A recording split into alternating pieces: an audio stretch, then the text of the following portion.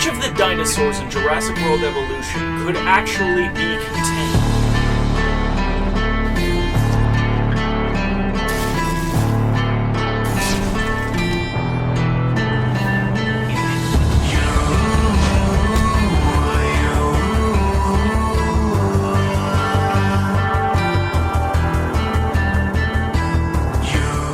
Hello, ladies and gentlemen, and welcome to the Chamber of the Wraith. My name is Brian, and I want to discuss a little bit of a hypothesis, largely inspired by someone else in the Mortal Kombat community. Tom Brady, i.e. The real MK Tom Brady, I've recently found his channel on YouTube, is a longtime Mortal Kombat competitor. And while watching a combat cast, the most recent one at the time of recording being Rambo, he brought up that he was super excited about the upcoming variation changes, which I had missed in my initial watching because I had to go do something else, and I left early. But he mentioned that instead of getting a new variation, which kind of sucks because there are at least two variations that I would love, and that's a really good augment. For instance, those being Scorpion's fire variation, which I built here, and anything for Spawn to have buffs, his unique Fatal Blow and Crushing Blow buffs. However, he brought up something interesting in that video, and that is, we might not get a new variation, but we might get more variation slots. Let me explain what he means by that. What he means is that every character in Mortal Kombat 11 gets 3 variation slots per variation that you create. Sonya, for instance, gets 3 variation slots no matter what, and she has, I believe, a total of 10 variation slots to fill up. So 1, 2, 3, 4, 5, 6, 7, 8, 9. 9 variation slots. So she has enough to fill out 3 variations exactly. Except it looks like they kind of... Well, actually, it's 10 slots because one of them requires 2 slots, but it is what it is. So, that's an example. That leaves Sonya with only 1 attack that is not in her competitive variation, Soaring General. So, suppose that everybody gets 2 new moves. And I do mean everybody. Even you, Kitana. But they always like making exceptions. But for the ease of talking about this, let's just say everybody gets 2 new moves. Shao Kahn gets 2 new moves. Sonya gets 2 new moves. Johnny Cage gets 2 new moves. Rambo has 2, quote, new moves. And they are allowed to be used in these competitive variations. How would you split them up? Most moves tend to be 1 slot. So what I can see happening is that we basically get a 4th slot instead of a 4th variation. So let's say, for instance, we take a look at the Terminator. And the Terminator has 3 competitive variations in Final Judgment, Dark Fate, and Destroyer. Let's say Destroyer gets a 4th slot variation. What would you use to complement Destroyer? Destroyer would get something to help complement the mix, the schmix.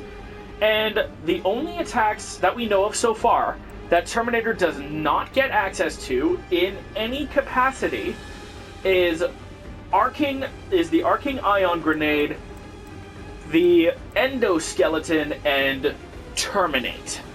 And TDE. I forgot about TDE. So, he has enough moves in order to fill in these 4 slots across all 3 variations. So, how would we deal with that? Well, we actually can't have Ion Grenade in Variation 3 because of Incapacitator. So it's very likely that we would get a delayed projectile that helps the Terminator set up hard-to-block situations. You throw it upwards, the grenade explodes after a short delay, you go for the overhead, the opponent's gotta choose how to block, and that is how Variation 1 would work. Variation 2, however, which I don't have built competitively, I don't have pre-built, but Dark Fate has the Command Grab, the Death Grip, and the Running Man. Lots of ways to throw you around. So what would help complement a lot of throws? Armor. I smell Terminate for this one.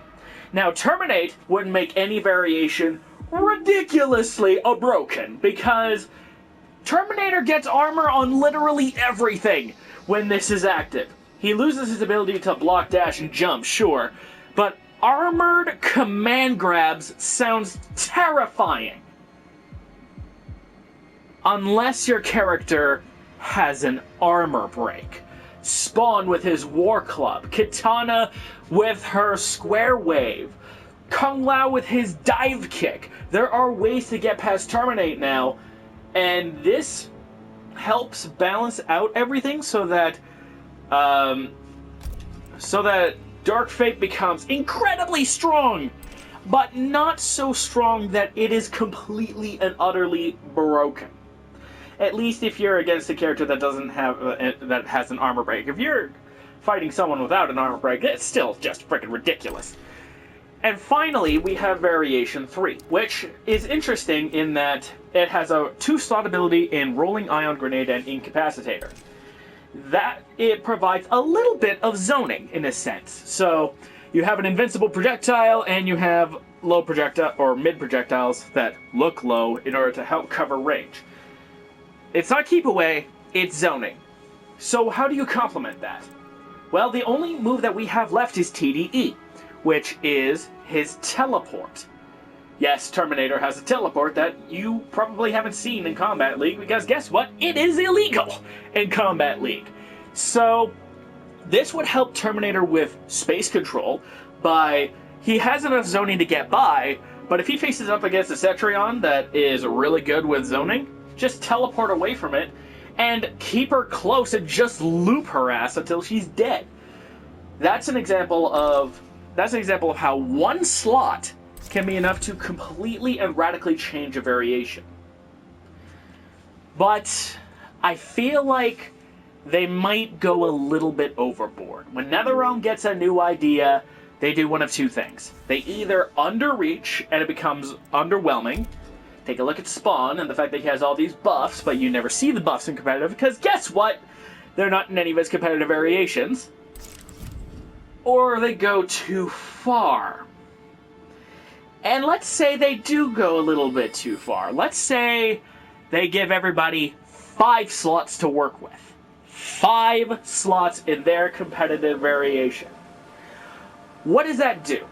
If we go to the Terminator again, we find out that we actually don't have enough space for everything, because we have, for instance, we will have the 5 slots, so we can do 2 of the 1-slot abilities like the TDE or Terminate, except those conflict with each other. And Ion Grenade also conflicts with Incapacitator. So currently, I actually forgot about this.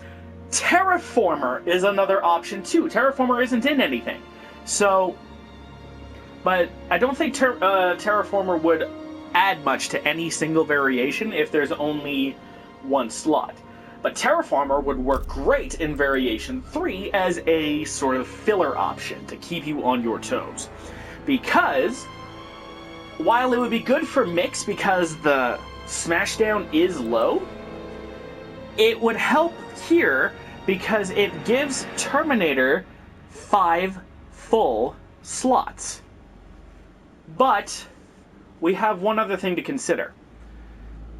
Let's go back and look at our earlier examples. Destroyer got the thrown ion, got the regular ion grenade. Okay, that's 1 slot. Dark Fate got, and this is all using the hypotheticals that I discussed earlier. Dark Fate gets Terminate, and Final Judgment gets TDE. Why don't we change that just a touch? Let's remove TDE from Final Judgment and put it with Destroyer. Now, why are we doing that? Because Terminator has a 2-slot ability. Or rather, let's put it in with Dark Fate. Nope, Dark Fate won't work because Terminate conflicts with that. So let's say TDE goes to Destroyer, right? As well as the Arcing Ion Grenade. Why are we doing that? Well, because Terminator's 2-slot ability is Endoskeleton. Where Terminator resurrects, right now there is no tournament legal way to resurrect any of the 3 characters that have a resurrect move. And here he is. Now, I expect Endoskeleton to get a lot of buffs, if this is the case. But this would give Final Judgment 2-slot abilities, which would be part of the fun gimmick if we have 5 slots to work with.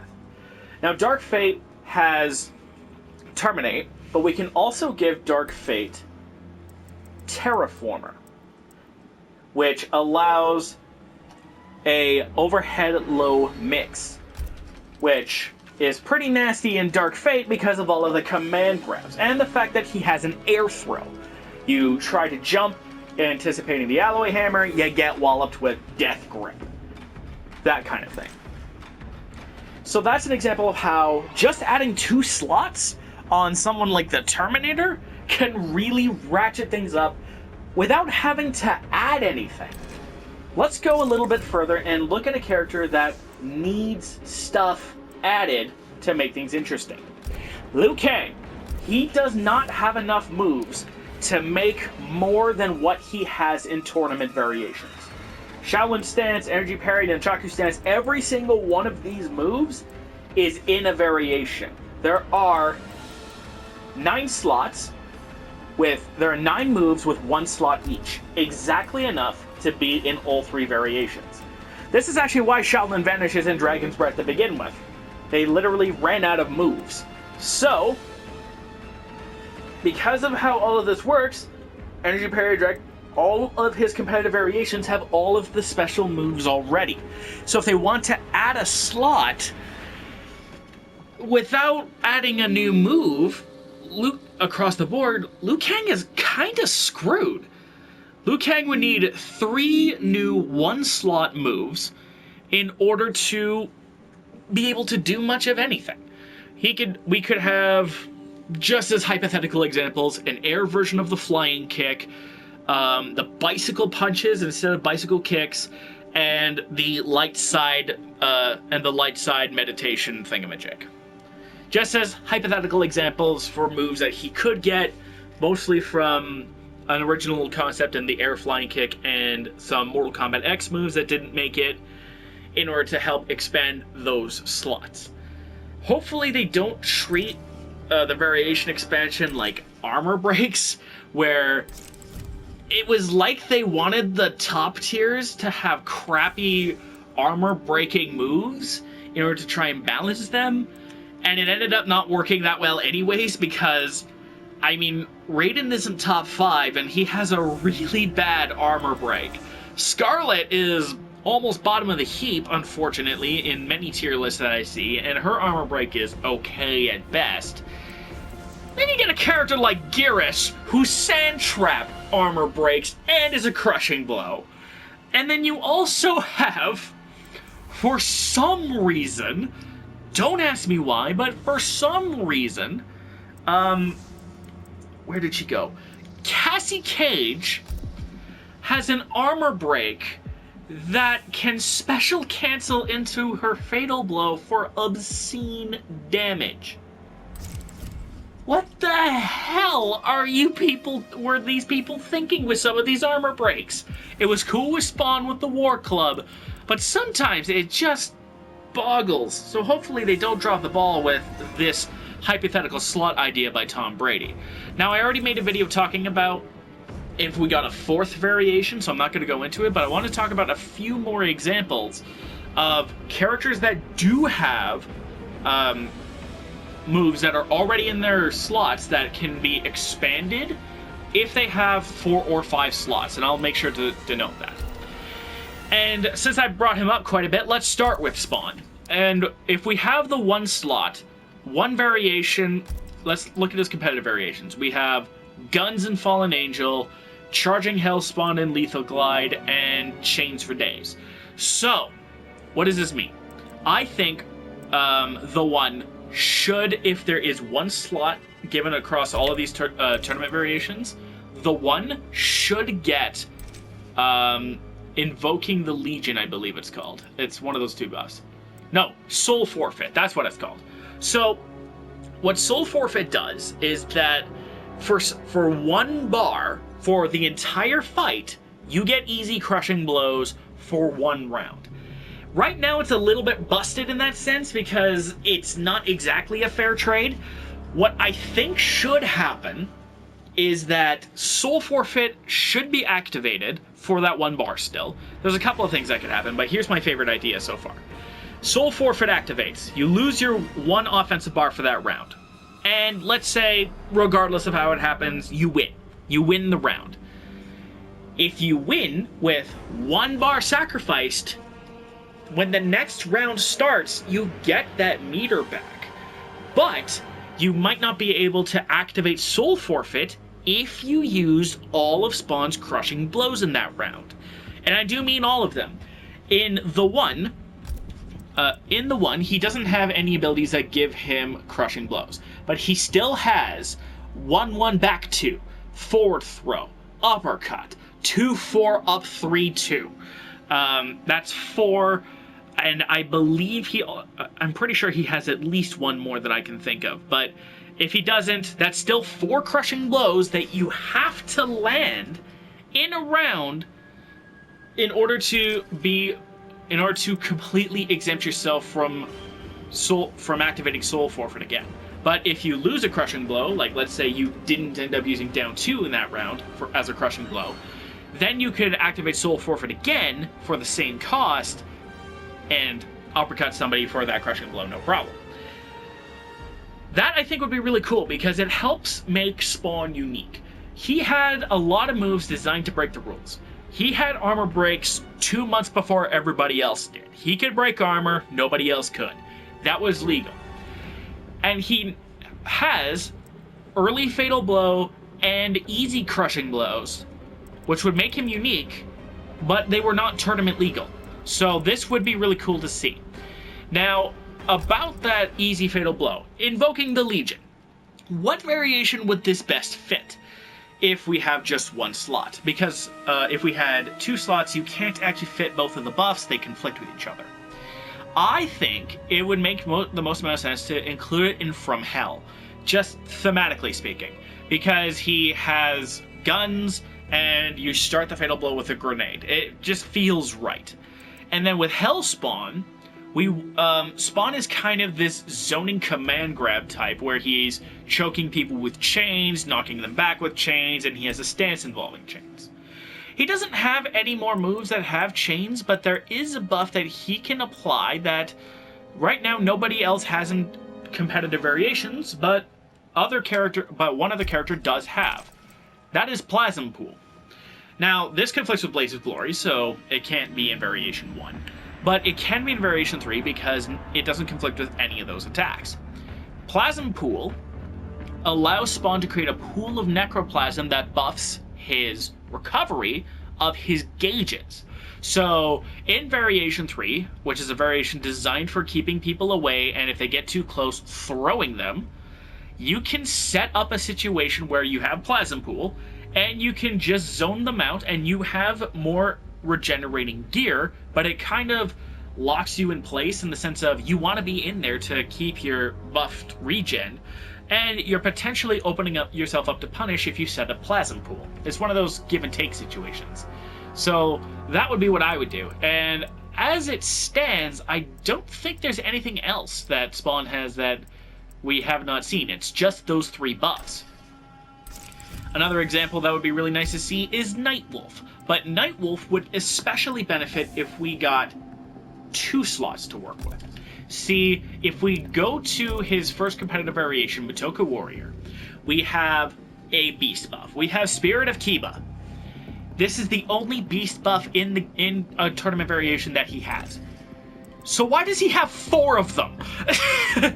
He has Spirit of Como, Spirit of Hana, and Hana's Wrath. Okay? Little bit shitty.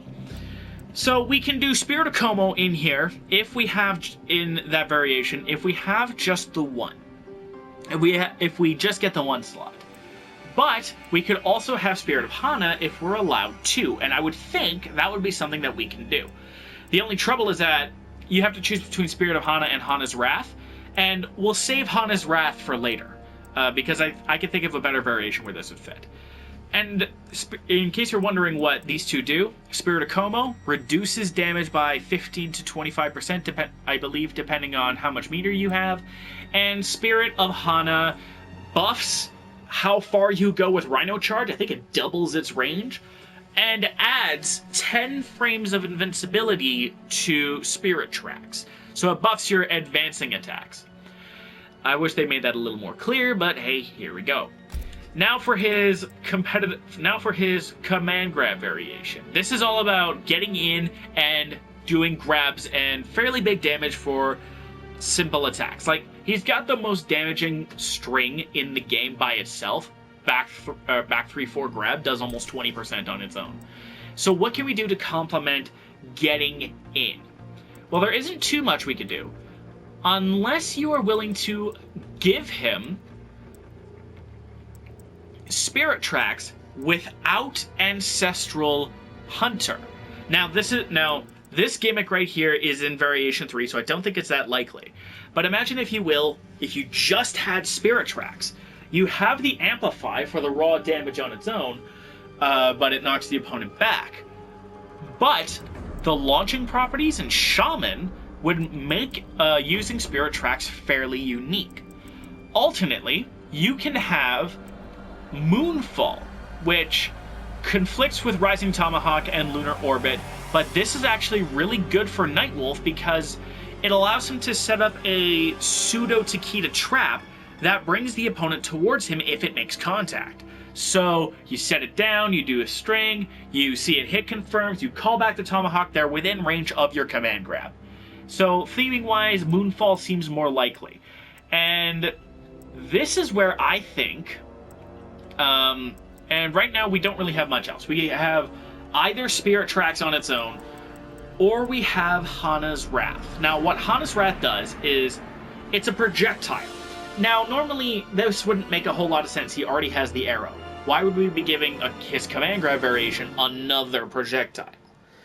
Well, that's because with Hana's Wrath, you take away the opponent's ability to use any meter. No wake-ups, no rolls, none of that. You can perform your Oki without messing up. And that means, barring a delayed wake-up situation, you can force your opponent in a situation where they have to respect your ridiculous Oki. They don't just wake up in your face all the time. They literally have to sit there and pray to God that you don't loop the command grab. That's what I think Hana's Wrath would be really good for.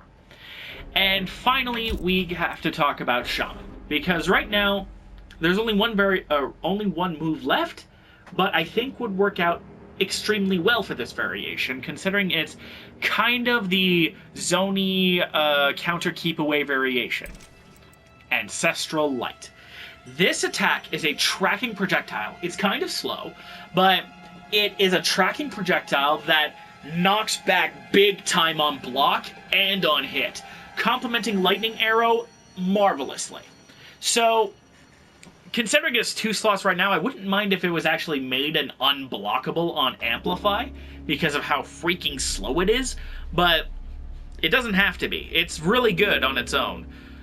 And it would complement Variation 3's Lightning Arrow shenanigans really well. And our final example today, before I turn this into a goddamn stream, is a character that I feel like would really benefit from not getting any more new moves. Kitana. I've talked about her before, but oh my Jesus, Kitana, why do you have so many moves? Kitana has, if I remember correctly, almost 20 slots worth of moves. I'm just going to do a recap. 1, 2, 3, 4, 5, 6, 7, 8, 9, 10, 11, 12, 13, 14, 15, 16. 16 slots! You would need, and because of how many of them are 2 slots, you would need 7 variations for this chick! What? So, let's go with both the 4 and 5 slot scenarios for her and see what we can give her. So her variations are Fan Flutter, Ground War, we have Fanfare, which is Fan Flutter, Ground War, and Royal Protection. Half-Blood Stance and Edenian Racers are in Highborn. And Fearless has Fan NATO, Low Fan Toss, and Edenian Twist. What themes do that provide? We have Aerial Mix, the ability to use one of the best crushing blows in the game on the ground, and projectile countering. So some counter zoning potential seems to be the main idea here. Highborn is kind of a weird one. It's kind of supposed to be the quote Melina variation. So countering opponents and getting some combos and just being in your opponent's face a lot. So this is kind of the rushdown variation. And then Fearless is kind of the mix because you have the low projectile, you have the overhead off the short hop, you have a projectile tornado. Now let's take a look at what we can give them. Fanfare, following its counter-zoning traits, I believe, if we only get one slot, benefits from Piercing Dagger. Now, what Piercing Dagger is that it's an air-to-surface fan. So if you are going up against, say, Jade in Variation 1, who has a surface-to-air projectile, you can beat her to the punch by using Air Fan Flutter. Now, if you get 2 slots, everything becomes a hell of a lot more crazy, because while we can't have the other Fan Flutter yet, we can give her Edenian Fade, which conflicts with the Half-Blood Stance, but allows Kitana to teleport upwards, beating projectiles and potentially counter-zoning, either by laying down 3 sides, because that's what Edenian Fade does, or doing a short or long-range pounce of sorts from the air to counter-zoning. Next, we have to talk about Variation 2, which is supposed to be her rushdown variation. So what can we give her that helps cover her rushdown? Well, there's not too much that we can do. There's not too much we can do for one slot, at least. We can do Dancing Fans, but Dancing Fans is awful. I would hope that they don't actually do Dancing Fans, because you have to place where the fans go, and it can combo, but it's very tricky. Not worth the effort. Alternately, if we have 2 slots, we can actually give her another of her 3 2-slot abilities, Retreating and Advancing Fan Flutter, which would allow Kitana to either back up or advance while in the air. Very handy for getting past projectiles and going in for your block string shenanigans. I know how Half-Blood fans love those fan dances. And finally, we have Variation 3, which is kind of a bit of a mess. The idea here is kind of to be a mixy variation and a little bit tricksy, but I don't know. It doesn't seem to do that job particularly well. However, why don't we take a look at what she has right now and what we can do to help that. Unfortunately, there isn't actually that much, but until we get to duplication. See, actually, here's one thing we can do. Let's do Upward Fan Toss, which conflicts with Low Fan Toss, so we can't do it in this variation, but let's do it with this variation, because this is more of the traditional Zoni and counter Zoni Kitana. The reason why Upward Fan Toss works a lot better as the 1-slot option if we only get 4 slots instead of 5 is because it covers a ridiculous amount of the air. The opponent's not going to be able to jump in on Kitana if she has this. It's going to cover a huge amount of airspace, and good luck. So that frees up Piercing Dagger to be the 1-slot option on the ground. It does not conflict with anything in Variation 3 because it's down back 1 in the air. So you have more aerial options. So you have a way to mess with your opponent, which complements Edenian Twist pretty effectively. Now for 2-slot abilities, we're kind of hosed, because we're basically left with Dancing Fans, and that's basically it.